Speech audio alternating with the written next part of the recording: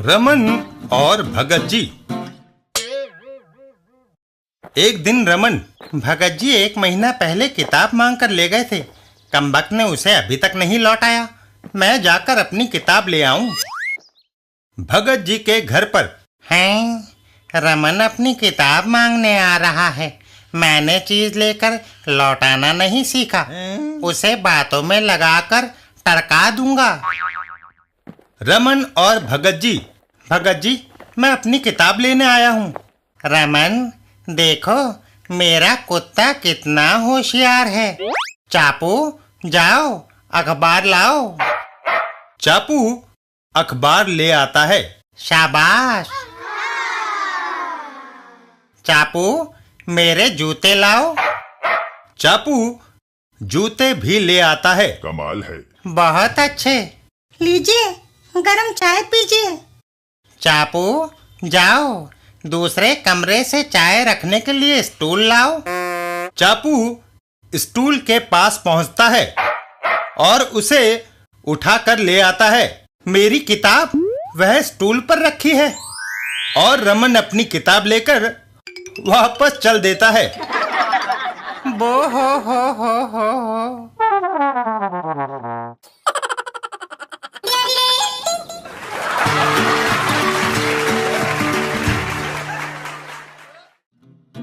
रमन और बादाम। एक दिन रमन और मोगा सिंह।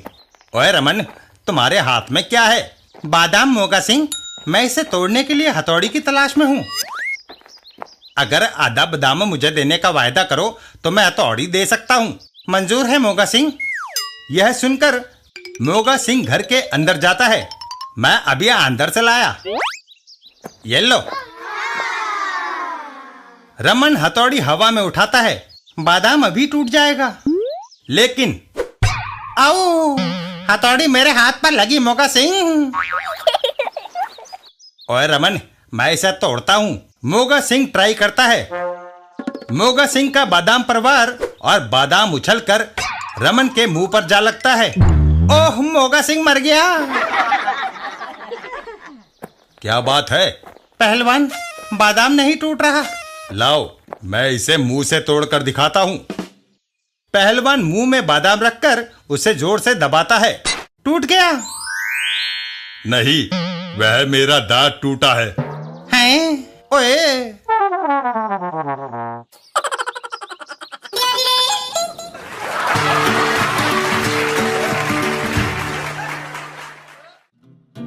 रमन और चाय। एक दिन रमन के घर पर। रमन कप में चाय डालता है और उसे लेकर कमली के पास आता है। कमली चाय का घूंट भरती है और इतनी खराब चाय। रमन, क्या तुम्हें चाय बनानी नहीं आती? कमली, मैं तुम्हारा पति हूँ, नौकर नहीं। हर रोज मुझसे तुम्हारे लिए चाय नहीं बनती। तुम्हें बनानी होगी। यह सुनकर रमन घर से बाहर निकल जाता है। इस मुसीबत से छुटकारा पाने के लिए कुछ तो करना होगा। वह सीधा मोगा सिंह के घर जाता है। मोगा सिंह के घर के अंदर। यार मोगा सिंह, मुझे बीवी की चाय ना बनानी पड़े, इसका कोई उपाय बताओ। ओए बेवकूफ, अगर वो उपाय मुझे आता होता तो मैं किचन में रोटियां क्यों सेकता? हैं?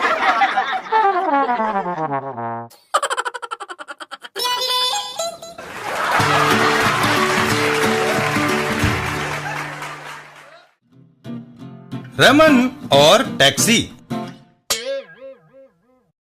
एक दिन रमन और मोगा सिंह, तुम टैक्सी साफ कर रहे हो? अरे रमन, ये मेरी है। रमन, मैंने नौकरी छोड़कर धंधा शुरू कर दिया है, इसमें बड़ा फायदा है। आओ दोस्त, तुम्हें दफ्तर छोड़ दूं। वह दोनों टैक्सी में बैठकर वहां से रवाना हो जाते हैं। मोगा सिंह, तुम्हारी टैक्सी हिरन की तरह शांत और तेज दौड़ती है। थोड़ा आगे जाने पर, रमन, मेरी आगे एक सवारी खड़ी है, उसे मवेशियों के अस्पताल पहुंचाना है। तुम जाकर पीछे डिक्की में बैठ जाओ। इस सीट पर ये कुत्ता टोनी बैठेगा। मोगा सिंह, मैं डिक्की में क्यों? क्योंकि कुत्ता किराया देगा रमन। और रमन डिक्की में बैठ जाता है। गाड़ी आगे चलती जाती है। मंजिल पर। टॉमी जाओ। डिक्की के पास पहुंचकर मोगा सिंह चौंक जाता है। ओए, रमन कहाँ गया? मोगा सिंह, मैं तो पहले चौराहे पर ही गिर गया था। ओए।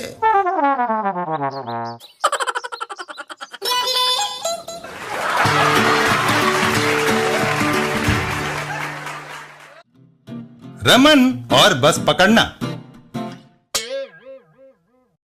एक दिन रमन के घर पर। सुनते हो जी, नाश्ता खा लो। नहीं कमली, दफ्तर को लेट हो जाऊंगा, मुझे 9:35 की बस पकड़नी है। अच्छा कमली, शाम को मिलेंगे। बस स्टॉप पर। अभी 9:35 की बस तो नहीं आई, वो तो अभी निकल कर गई है। वह बस जा रही है, मुझे उसे पकड़ना है, वरना बॉस दफ्तर लेट पहुंचने के कारण मुझे नौकरी से निकाल देगा। यह सोचकर रमन बस के पीछे दौड़ पड़ता है। उस आदमी का पीछा करो। रुको। नहीं, मेरी बस छूट जाएगी। और आखिरकार रमन बस का हैंडल पकड़ लेता है। शुक्र है मैंने बस पकड़ ली। कार वाला आदमी। बस स्टॉप पर रुक गई है। हम ओलंपिक खेल चयन समिति के मेंबर हैं। जिस रफ्तार से तुम दौड़े, उससे तुम 400 मीटर की दौड़ जीत सकते हो। भारतीय एथलीट दल में शामिल होगे हैं?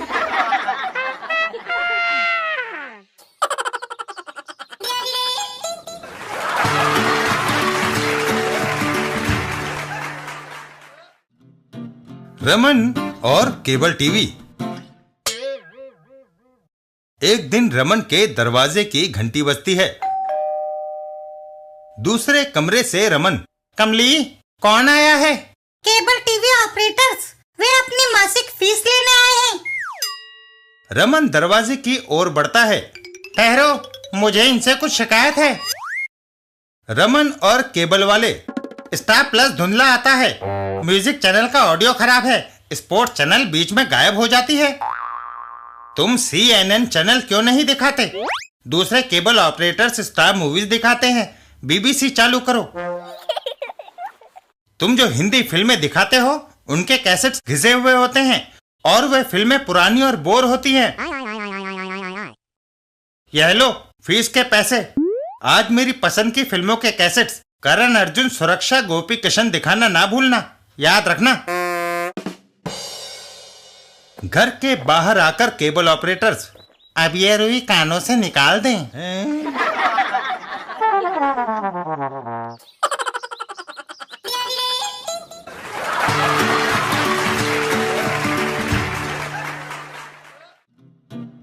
रमन और ब्लेड। एक दिन रमन के घर पर। रेजर का ब्लेड पुराना हो गया है, अब यह दाढ़ी नहीं बना सकेगा। रमन घर के बाहर दौड़ लगा देता है। कमली, मैं बाजार से शेव के लिए नया ब्लेड लेने जा रहा हूं। रमन दुकान की ओर बढ़ जाता है। दुकान पर। मुझे एक ब्लेड चाहिए। यह लीजिए। ब्लेड लेकर रमन वापस चल देता है। इसे जेब में डाल लूं, घर जाकर इससे शेव बनाऊंगा। तभी पकड़ो, वो मेरी जेब काट कर भाग रहा है। रमन जेब कतरे के पीछे दौड़ लगाता है। वह मुझसे बचकर नहीं जा सकता। पकड़ो, जेब कतरा। रास्ते में। पकड़ो। रुको। मगर इंस्पेक्टर साहब, जेब कतरा वह भाग रहा है। अभी पता चल जाएगा कि जेब कतरा कौन है। जेबों की तलाशी दो। तलाशी लेने पर। तुम्हारी जेब में ब्लेड, इसे जेब कतरे ही जेबें काटने के लिए रखते हैं। चलो मेरे साथ। हवालात हैं।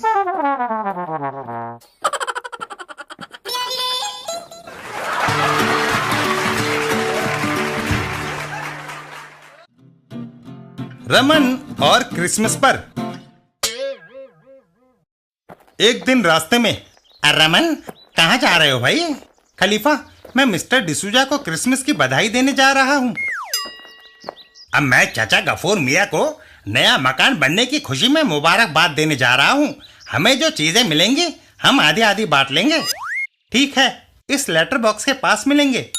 इतना तय करके वो दोनों अपने अपने रास्ते चल देते हैं। मिस्टर डिसूजा, क्रिसमस की बधाई। अंदर आओ दोस्त। स्वागत है। रमन, केक का उपहार कबूल करो। रमन वहां से चल देता है। धन्यवाद। लेटर बॉक्स के पास पहुंचकर खलीफा को आधा केक देना पड़ेगा। क्यों ना मैं इसे यहाँ छुपा दूं। तभी खलीफा वहां आ जाता है। रमन, अब मुझे चचा के यहाँ से अब 5 लड्डू मिले। 2.5 तुम ले लो, 2.5 मैं खाता हूँ। वह दोनों लड्डू खाने लगते हैं। अब तुम्हें क्या मिला? कुछ नहीं खलीफा। और फिर खलीफा चला गया। अब मैं पूरा केक घर ले जा सकता हूँ। लेकिन हैं?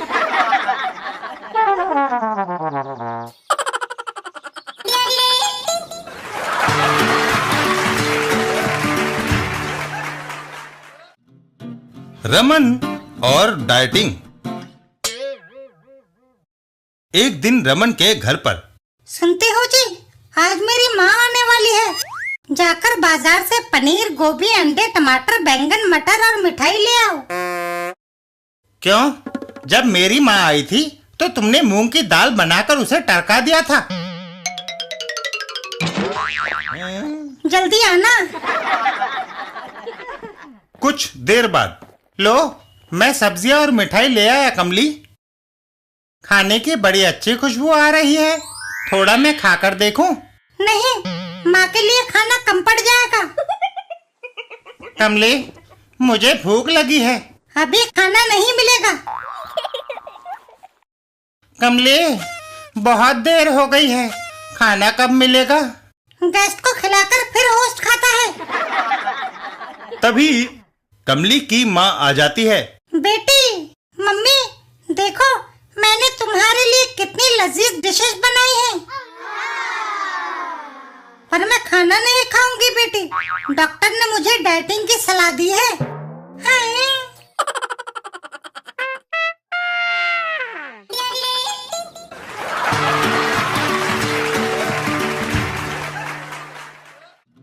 रमन और दवाई कैसे खाएं?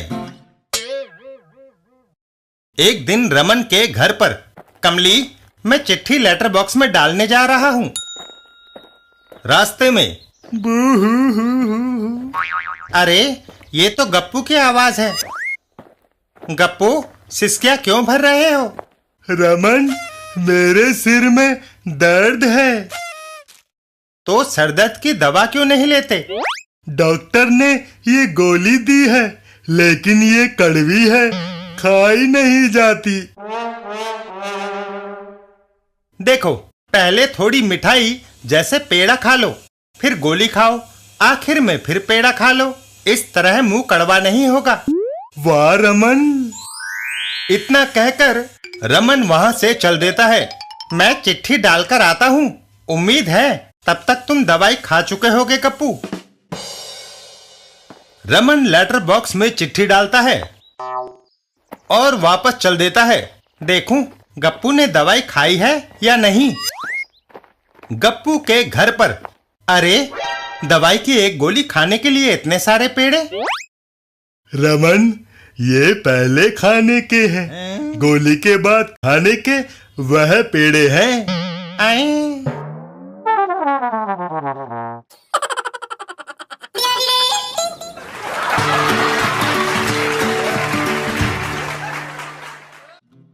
रमन और खोया स्वेटर। एक दिन रमन के घर पर। मेरा स्वेटर नहीं मिल रहा, पता नहीं कहाँ गया वह। कमली से पूछूंगा तो झुंझलाएगी कि मैं उसे छोटी छोटी बातों के लिए तकलीफ देता रहता हूँ। मुझे खुद ही ढूंढना चाहिए। संदूक देख लिया, इसमें भी स्वेटर नहीं है। शायद बेडरूम में हो। बेडरूम में कंबल और चादर के नीचे भी नहीं मिला। खूंटी पर भी नहीं है। अब कोई और चारा नहीं, कमली से पूछना पड़ेगा। कमली, तुमने मेरा स्वेटर देखा है? क्या तुमने उसे सारी जगहों पर खोज लिया? हाँ। कल तुमने स्वेटर कमीज के नीचे पहना था क्योंकि यह मैला था। रात को तुम इसे पहने ही सो गए हैं? आप ही बताइए, जिस घर में ऐसा भुलक्कड़ पति हो उस गृहिणी का क्या हाल होगा?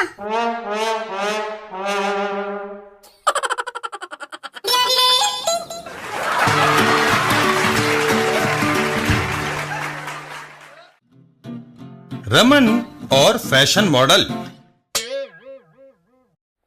एक दिन रास्ते में, बाबू फैशन मॉडल बनोगे?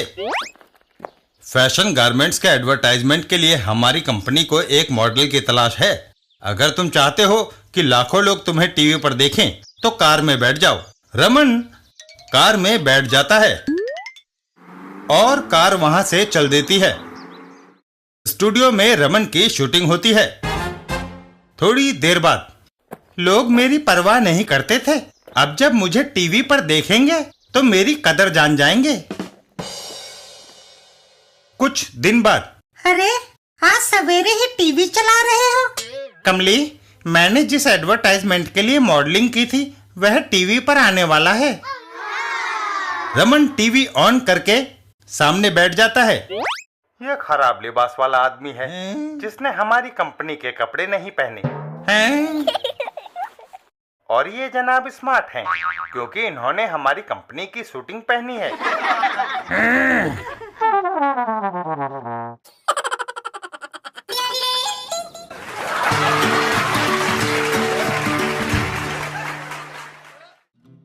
रमन और कमर का दर्द। एक दिन रमन के घर पर, उई! अमा मियां रमन, क्या हुआ? खलीफा, मेरी कमर में दर्द है। जल्दी से डॉक्टर के पास जाओ मियां। रमन डॉक्टर के पास चल देता है। उई! डॉक्टर के क्लिनिक पर, डॉक्टर साहब, कमर टूटी जा रही है। यह कैसे हुआ? रात को स्टेज पर रामलीला करते वक्त मुझे चोट आई। एक दृश्य में कुंभकर्ण को बाण लगा और वह गिर पड़ा। गिरा कुंभकर्ण और चोट तुम्हें आई। डॉक्टर साहब, वह मुझ पर गिरा था। हैं? उई!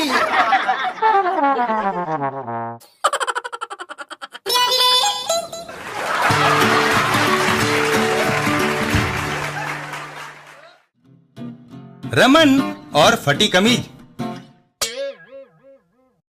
एक दिन रमन के घर पर, कमली, मैंने डॉक्टर के पास जाना है, मेरी कमीज फटी है, वह देखेगा तो क्या कहेगा? इसे सी दो। सुई नहीं मिल रही, स्वेटर पहन लो, फटी कमीज छिप जाएगी। रमन स्वेटर पहनता है। यह स्वेटर बाजू से उधड़ा हुआ है। स्वेटर उतार दो, कल ड्राई क्लीनर से तुम्हारा कोट आया है, इसे पहन लो। कोट पहनने पर, कमली, कोट का कॉलर फटा है। उसे उतार दो, यह शॉल लपेट लो। रमन शॉल लपेटकर बाहर चल देता है। शुक्र है रजाई की नौबत नहीं आई। डॉक्टर का क्लिनिक। रमन क्लिनिक पहुंचता है। क्लिनिक के अंदर, रमन, तुम्हारी छाती का परीक्षण करना है, मगर तुम शॉल क्यों नहीं उतारना चाहते?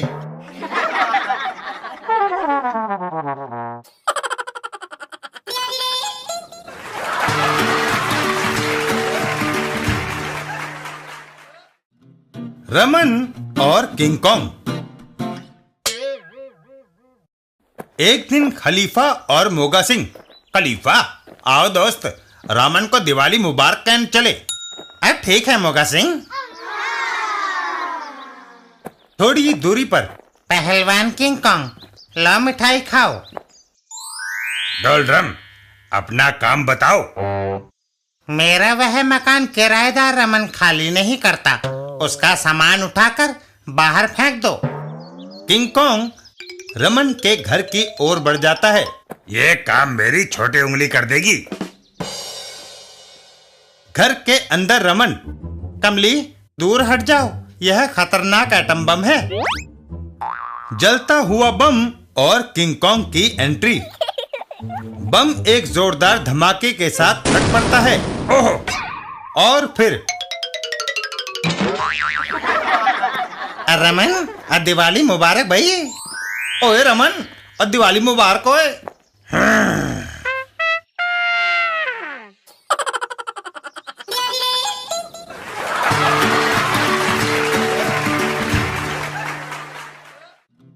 रमन और मकान की सफेदी। एक दिन कमली और रमन। हे जी, सुनते हो? जरा बाहर आना। रमन बाहर आता है। देखो, हमारा दाया पड़ोसी अपने मकान पर सफेदी करा रहा है और छींटे हमारे मकान पर बिखेर रहा है। कमली, मुझे एक आइडिया आया है।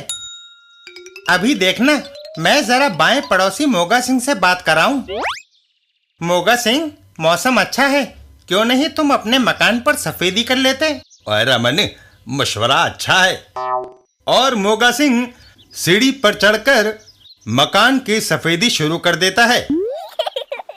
थोड़ी देर बाद, कमली देखो, मुफ्त में हमारे मकान पर सफेदी हो गई।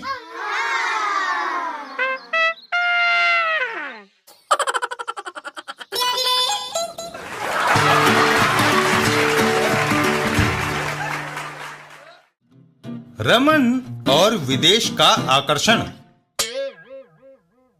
एक दिन रास्ते में, रमन, देखो, वह कितनी आलीशान कार आ रही है। खलीफा, इंपोर्टेड लगती है। कार नजदीक आकर रुकती है। खलीफा, मोगा सिंह, रमन, क्या हाल है? अरे, वह तो अपना दोस्त बोहन रोहन है। दोस्त बोहन रोहन, तुम्हारे पास ये कीमती कार कहाँ से आई भाई? मैं दुबई से पैसा कमा कर लाया हूँ। वहाँ तुम क्या करते हो? एक बन रही इमारत में ईंटें गारा ढोता हूँ। मगर तुम तो पढ़े लिखे थे। मुझे वहाँ 1 लाख रुपए महीना तनख्वाह मिलती है। कमाल है। यह सुनते ही तीनों के चेहरे खिल उठते हैं। दोस्त, अब मुझे भी वहाँ ले चलो। ओए, और मुझे भी, मैं सड़कों पर झाड़ू दे लूंगा। तभी, ओहो, मेरी पीठ में खुजली। रमन दौड़कर उसके नजदीक जाता है। मैं तुम्हारी खारिश मिटाता हूँ। और रमन चौंक जाता है। अरे, तुम्हारी पीठ पर ये जख्म कैसे? दुबई में मैंने एक माचिस चुराई थी। बतौर सजा मुझे 20 कोड़े मारे गए। यह सुनकर वह तीनों वहाँ से खिसक लेते हैं। नहीं, हमें वहाँ नहीं जाना। ओए नहीं, ओए ओए, हमें वहाँ नहीं जाना। ओए, हमें वहाँ नहीं जाना भाई।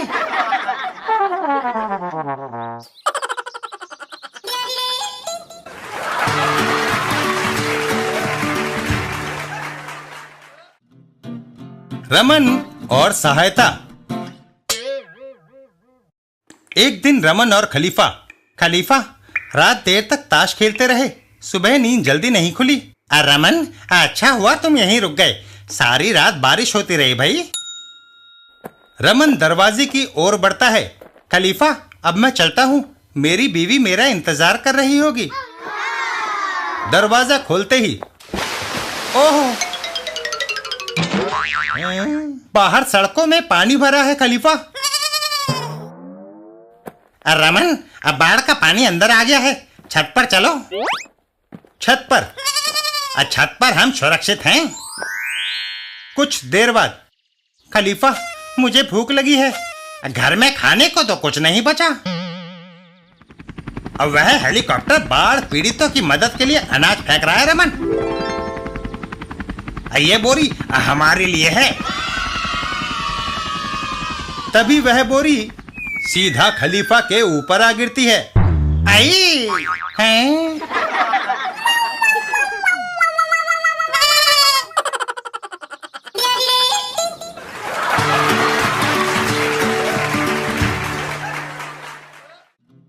रमन और अपना अपना ख्याल। एक दिन रमन के घर पर। हे जी, क्या सोच रहे हो? कमली, मैंने दफ्तर में बॉस को तनख्वाह बढ़ाने के लिए कहना है, समझ में नहीं आता कैसे कहूँ। हाथ जोड़कर प्रार्थना करो, बॉस का दिल पिघल जाएगा, वह तुम्हारा वेतन बढ़ा देगा। रमन ऑफिस की ओर निकल जाता है। अच्छा, ऑफिस जाता हूँ। रास्ते में मोगा सिंह वेतन बढ़ाने के लिए कैसे कहना चाहिए? ओए, नरमी से कोई काम नहीं होता। बॉस को धमकी दो कि तनख्वाह बढ़ाओ, नहीं तो नौकरी पर लात मारता हूं। यह सुनकर रमन आगे चल देता है। ऐसा ही कहूंगा। थोड़ा आगे जाने पर, खलीफा, बॉस से पैसे बढ़वाने हैं, प्रार्थना करूं या धमकी दूं? रमन, नरमी का जमाना नहीं और धमकी देने से नौकरी जाने का खतरा है। तुम बीच का रुख अपनाओ। बॉस के केबिन में, रमन, तुम कुछ कहना चाहते थे? रमन अपने ख्यालों में खोया होता है। ओए धमकी, अब बीच का रुख भाई। और फिर, अगर कहने को कुछ नहीं तो जाओ अपनी टेबल पर काम करो।